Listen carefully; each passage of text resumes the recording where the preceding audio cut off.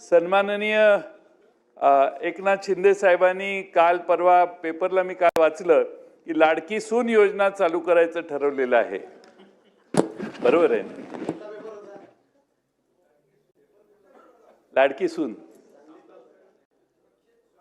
सुरक्षित सून, सॉरी मी लाडकी, आता लाडकं काय इलेक्शन असल्यामुळे लाडकं काय करायची गरज नाही, तर सुरक्षित सून अशा योजनेचा समावेश. बरोबर आहे. मी पाठिंबा आहे तुम्हाला माझा कायम पाठिंबा आहे, प्रॉब्लेमच नाही.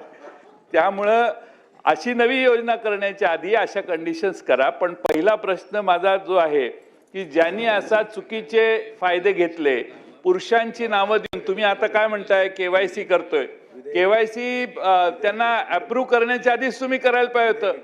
केवायसी आत्ता करायला लागला म्हणजे का, तर तुम्हाला योजना जड जायला लागली, तुम्हाला ही योजना कमी करायची आहे, तुम्हाला खर्च कमी करायचा आहे.